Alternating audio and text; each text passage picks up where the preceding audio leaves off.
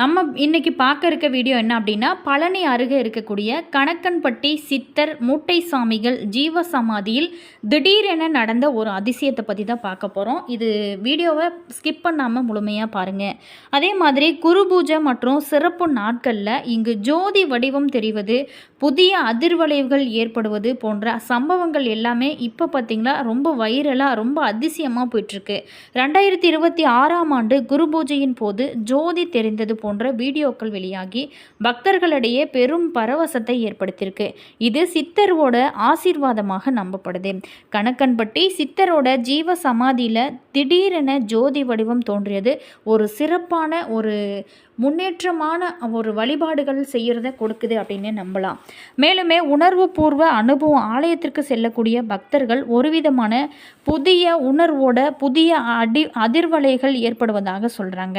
இந்த மூட்டை சுவாமிகள் அருளாசி எப்படி கிடைக்கும் அப்படின்னா, சித்தரோட குரு பூஜையின் போது ஆச்சரியமான நிகழ்வுகள் நடப்பதாக பக்தர்கள் நம்பப்படுறாங்க. மேலுமே தீராத பிரச்சனைகள் இருக்கிறவங்க கண்டிப்பாக இந்த ஆலயத்திற்கு போயிட்டு வந்தீங்க அப்படின்னா கண்டிப்பாக தீரும். அதே மாதிரி சர்க்குரு பழனி சுவாமிகள் அதாவது மூட்டை சுவாமிகள் அருளால் தீராத பிரச்சனைகள் அனைத்துமே தீரும். மேலுமே பக்தர்களோட கூட்டமானது நாளுக்கு நாள் அதிகமாகி கொண்டே இருக்கு. கணக்கன்பட்டி சித்தர் ஆரம்ப காலத்தில் தன்னோட அற்புதங்களை கண்டு வியந்தவங்களை அடித்து விரட்டியதாகவும் உணவை நிராகரித்ததாகவும் சொல்லப்படுறாங்க. இந்த கணக்கன்பட்டி பார்த்திங்களா ஒரு அற்புதமான ஆலயமாக இருக்குது. இங்கே பார்த்திங்களா ரொம்பவே நடிகர்கள் அனைவருமே செல்லக்கூடிய ஒரு அற்புதமான கோவிலாக இருக்குது. இந்த ஆலயத்தோட ஸ்பெஷலையும் இந்த ஆலயத்திற்கு போயிட்டு வந்தால் நமக்கு கிடைக்கக்கூடிய நன்மைகளையும் இந்த ஆலயத்தில் இருக்கக்கூடிய பலரும் அறியாத அற்புதமான விஷயங்களையும் குறித்து தான் நம்ம இந்த பதிவின் மூலமாக பார்க்க போகிறோம். வீடியோ உங்களுக்கு ரொம்ப யூஸ்ஃபுல்லாக இருக்கும். வீடியோவை ஸ்கிப் பண்ணாமல் முழுமையாக பாருங்கள். அதே மாதிரி வீடியோ பிடிச்சிருந்தால் மறக்காமல் லைக் பண்ணுங்கள். இது போன்ற பல சுவாரஸ்யமான தகவல்களை நீங்கள் தெரிஞ்சுக்கணும் அப்படின்னாலும் இனியவள் உற்சாகம் சேனலை சப்ஸ்கிரைப் பண்ணிட்டு கூடவே இருக்க பெல் பட்டனையுமே ப்ரெஸ் பண்ணிட்டு வாங்க வீடியோக்குள்ளே போகலாம். மனிதரோடு மனிதராக வாழ்ந்து பல்வேறோட வாழ்க்கையில் பல்வேறான பிரச்சனைகளை தீர்த்து வைக்கக்கூடிய அற்புதம் நிறைந்த மகான் தான் இந்த கணக்கன்பட்டி மூட்டை சாமி சித்தர் பழனிசாமி. ஆரம்ப காலத்தில் சித்தரோட அற்புதங்களை கண்டு பல பேருமே அவருக்கு புதிய உடைகள் மற்றும் உணவு வாங்கி பல பேர் கொடுத்துருக்காங்க. இதனை விரும்பாத அந்த சித்தர் அவர்களை அடித்து துரத்தி ஆரம்பிச்சிட்டாரு. சித்தரோட ஆலயத்திற்கு சென்றாலே ஒரு விதமான புதிர்வ உணர்வோட கூடிய அதிர்வலைகள் ஏற்படுவதை உங்களால் உணர முடியுங்க. கண்டிப்பாக நீங்கள் போயின்னு பார்த்தா தான் உங்களுக்கு தெரியும். ஒரு முறை அப்படி தான் ஒரு நபர் தன்னோட மனதில் ஒன்று நினச்சி கொண்டு சித்தர் இருக்கக்கூடிய அந்த இடம் வழியாக எதர்ச்சியாக நடந்து வந்திருக்காரு. அப்போது அவரிடம் சித்தர் கிழக்கு போய் வடக்கு போ அப்படின்னு அவர் வாழ்ந்த காலத்தில் சொல்லியிருக்காரு. இவர் ஏதோ சொல்கிறாரு அப்படின்னு சொல்லிட்டு அதை கண்டு கொள்ளாமல் சென்ற அந்த நபர் பார்த்திங்களா அடுத்த நாள் எதர்ச்சியாக அவருடைய ஊர்லேருந்து கிழக்கு பக்கமாக சென்று அதுக்கப்புறம் வடக்கு பக்கம் இருக்கக்கூடிய ஊருக்கு போயிருக்கிறாரு. அப்போது அங்கு ஒரு இடம் வாங்கி இருந்தார். தற்போது அந்த இடத்துல அவருடைய வாழ்க்கையானது ரொம்ப செல்வம் நிறைந்த வளர்ச்சி பெற்று செல்வந்தனாக மாறியிருந்ததான். பின்னர் இந்த சித்தரோட வார்த்தைகளை உணர்ந்த அவர் உடனே சித்தரை வந்து பார்த்துட்டு ஆசியையும் பெற்று செஞ்சுருக்காரு. அதே மாதிரி தான் ஒரு முறை வெளிநாட்டில் இருந்து இந்தியாவுக்கு வந்திருக்கக்கூடிய ஒரு வெளிநாட்டு தம்பதியினர் கணக்கன்பட்டி சித்தரால் அடைந்த பயன்தான் ரொம்ப பிரபலமாகவே பேசப்பட்டு வர்றது ஒரு விஷயமா இருக்குது. வெளிநாட்டை சேர்ந்த ஒரு தம்பதிக்கு தன்னுடைய மகன் பேச்சு திறமையை இழந்ததுனால அதற்கு சிகிச்சை பெறுவதற்காக அங்கிருந்து தமிழகத்திற்கு வந்திருக்காங்க.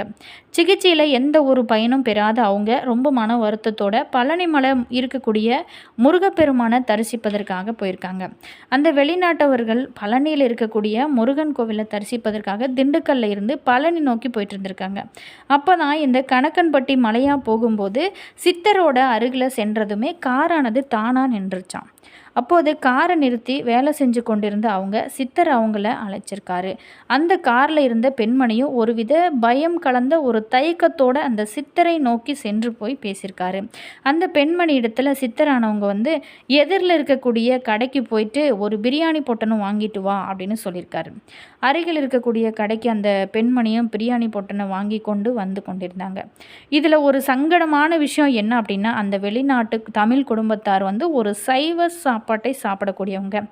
என்ன போய் ஒரு பிரியாணி பொட்டணம் வாங்கிட்டு வர சொல்கிறாங்களே, என்ன தான் செய்கிறது அப்படின்னு சொல்லிட்டு அந்த பொண்ணு ஒரு தயக்கத்தோடைய அவங்க அதனை வாங்கி கொண்டு வந்திருக்காங்க. சித்தரிடம் அந்த பிரியாணியை கொண்டு வந்து அந்த பெண்மணி, இந்தாங்க ஐயா அப்படின்னு சொல்லி கொடுத்துருக்காங்க. உடனே அந்த சித்தர், அந்த பிரியாணி பொட்டணத்தை உன்னுடைய மகனுக்கு எடுத்து கொடு அப்படின்னு சொல்கிறாங்க. ஒருவித தயக்கத்தோடையே அந்த பொட்டணத்தை பிரித்து அந்த பெண்மணி அந்த பொட்டணத்தை கொடுத்துருக்காங்க. இதில் ஒரு மிகப்பெரிய ஆச்சரியம் நடந்தது. என்ன அப்படின்னா, அந்த பிரியாணி வாங்கி வந்த அந்த பொட்டணத்தில் திடீர்னு சாம்பார் சாதமாக இருப்பதை கண்டு அதிர்ச்சி ஆயிட்டாங்க. ரோட்டோட ஓரத்தில் நின்று இதை பேசி கொண்டிருந்த அந்த பெண்மணியை நோக்கி ஒரு பெரிய வாகனம் வருவதை கண்ட அவருடைய மகன், அம்மா வண்டி வருது, ஓரமாக வாங்க அப்படின்னு கத்த ஆரம்பிச்சிட்டான். அப்போது தான் அவங்களுக்கு புரிந்தது, இது அனைத்துமே சித்தரோட விளையாட்டுக்கள் அப்படின்னு சொல்லிட்டு அவங்க புரிஞ்சுக்கிட்டாங்க. நாம் பிரியாணி வாங்கிட்டு வந்த பொட்டணமானது சாம்பார் சாதமாக மாறுனுச்சு. திடீர்னு நம்ம பையன் வாய் பேசாமல் இருந்தால் திடீர்னு வாய் பேசுகிறான். இது எல்லாமே சித்தரோட மகிமை தான் அப்படின்னு சொல்லிட்டு அதை புரிஞ்சுக்கிட்டு அவங்க சித்தர் ஐயாவோட காலில் விழுந்து வணங்கிட்டு அவங்க ஊருக்கு மறுபடி போயிருக்காங்க. இப்படி அவர் வாழ்ந்த காலத்திலேயே பல்வேறோட வாழ்க்கையில் பல பிரச்சனைகளை தீர்த்து பல நன்மைகளை வழங்கியிருக்காரு. இவர் ஜீவ சமாதி ஆனதுக்கு அப்புறமே பல்வேரோட வாழ்க்கையில் பல பிரச்சனையை தீர்த்து கொண்டே இருக்காது. அதே மாதிரி கணக்கன்பட்டி சித்தர் ஜீவ சமாதி கோவில் திறக்கப்படக்கூடிய நேரம் பார்த்திங்களா, காலை 7 மணி முதல் இரவு 9 மணி வரைக்குமே இந்த கோவிலோட நடையானது திறந்திருக்கும். அதே மாதிரி ரொம்ப ரொம்ப முக்கியமான விஷயம் என்ன அப்படின்னா, அமாவாசை மற்றும் பௌர்ணமி நாளில் ரொம்ப பிரசித்தி பெற்ற பூஜைகள் இங்கு நடைபெறும். கணக்கன்பட்டி சித்தரோட ஜீவ சமாதியை பார்க்க வரக்கூடிய பக்தர்களுக்கு இடைவிடாத அன்னதானம் எப்போதுமே நடந்து கொண்டே இருக்குங்க.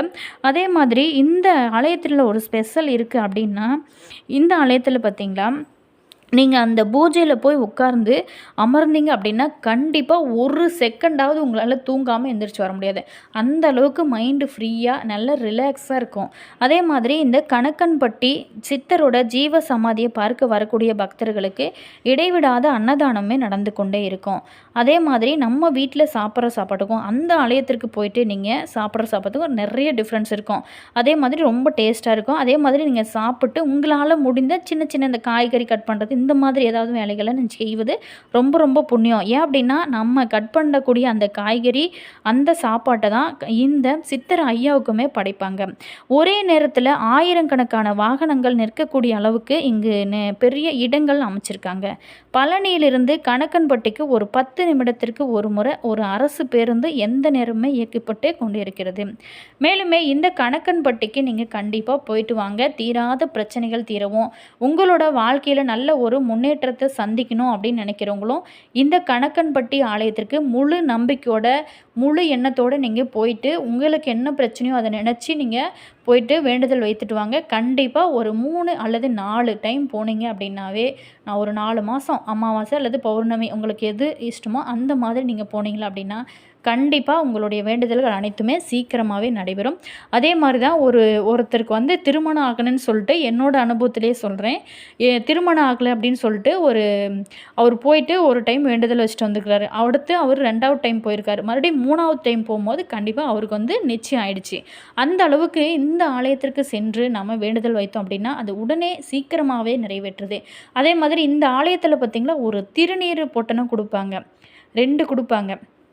அது உடல்நல பிரச்சனை இருக்கிறவங்க அப்படின்னா, தீராத பிரச்சனை இருக்கிறவங்க அப்படின்னாலுமே அந்த மருந்தை வாங்கி நீங்கள் தண்ணியில் போட்டு கலக்கி நீங்கள் தினமுமே குடிச்சிட்டு வரலாம். அது ரொம்ப ரொம்ப நல்லது. இது தீராத பிரச்சனைகளை தீர்க்கக்கூடிய அற்புதமான ஒரு மருந்தாக இருக்குது. இது கணக்கன்பட்டி சித்தர் ஆலயத்திற்கு பின்னாடி பாருங்க கொடுப்பாங்க. நீங்கள் வாங்கிட்டு வாங்க, ரொம்ப யூஸ்ஃபுல்லாக இருக்கும். அதே மாதிரி உங்களுடைய ஃப்ரெண்டோ அல்லது ரிலேஷன் யாராவது திருமணம் ஆகாத இருக்கவங்க, குழந்தை பாக்கியம் இல்லாத இருக்கவங்க, தீராத பிரச்சனைகள் தீர்க்கிறவனும் அப்படின்னு நினைக்கிறவங்க அனைவருமே இந்த ஆலயத்திற்கு போயிட்டு இந்த கணக்கன்பட்டி சித்தர் ஆலயத்திற்கு சென்றோம் அப்படின்னா கண்டிப்பாக நல்ல ஒரு அதிர்வலைகளை உங்களால் உணர முடியும். நீங்களுமே போயிட்டு வாங்க, நல்ல ஒரு முன்னேற்றத்தை சந்திக்க முடியும். உங்களுடைய வாழ்க்கையில் உங்களுக்கு பிரச்சனை, தொழிலில் பிரச்சனை அப்படிங்கிறவங்களுமே இந்த ஆலயத்திற்கு போனாவே நல்ல ஒரு மாற்றம் இருப்பதாக நிறைய பேர் அனுபவத்தில் சொல்கிறாங்க. என்னோட அனுபவத்துலையுமே சொல்கிறோம், நல்ல ஒரு முன்னேற்றத்தை சந்திக்க முடியும்.